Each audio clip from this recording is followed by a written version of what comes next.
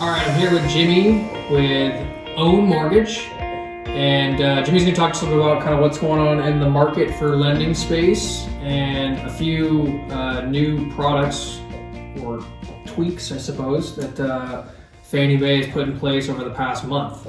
So, right. Jimmy, what's going on? Tell us what's up with the lending. Thanks for having me here, Nick.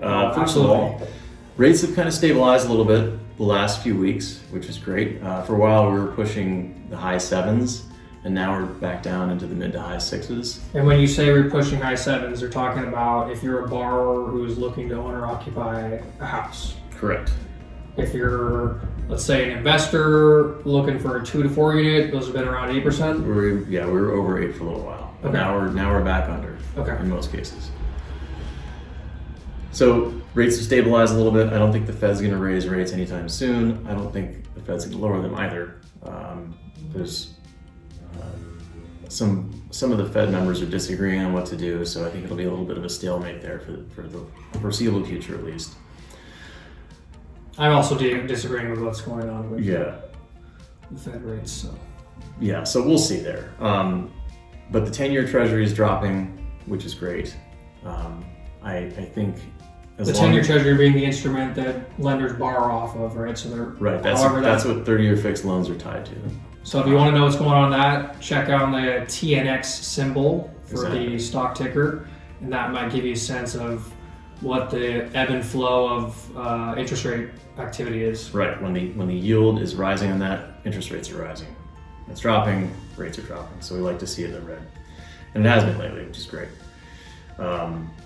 So looking ahead to heading into the first quarter of 2024, sounds like everything's kind of going to be boring in a sense, which is good, right? We're not going to see dramatic decline or increase in rates. Yeah. Okay. So if things keep trending the way they are, we should be in the sixes for the first, for the next couple months, hopefully. Okay. Perfect. Yeah. And then, so the new product that Fannie Mae came out with about a month or so ago. Right. So they eased up on the guidelines. So instead of only allowing 5% down for single-family detached units, we can now put 5% down for 2, 3, and 4 unit properties, as long as they're owner occupied. What's great about this is if you buy a house as an owner occupied, you buy an owner occupied property, you can have your parents co-sign, and you don't necessarily have to have any income. All you have to have is a credit score and be 18 years of age. So this could really help people who want to buy a house for their college student and only come in with 5% down. In the past, you had to come in with 20 to 25% down because it was considered a rental, even if your kid lived in it, even if your student lived in it.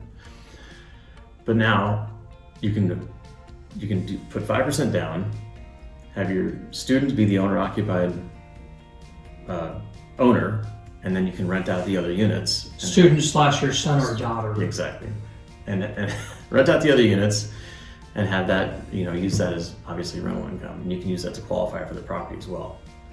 You can also take title owning different percentages, and then so you can be strategic about the way exactly. the ownership is held for whatever tax reasons or long-term ownership purposes.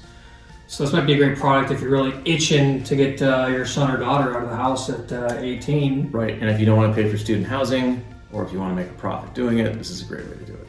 Yeah, so you can build wealth in real estate that eventually your kids will benefit from, and exactly. they get to enjoy a place that you own. Yep, and they can have a real life experience being a property manager too. Perfect. Tenants, toilets, trash, and college. Good stuff.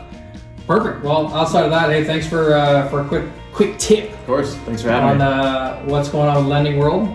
And we'll be sure to check back in with Jimmy from time to time to see what's going on, what's new, or what's not new. Either way, thanks for joining us. Have a good rest of the week.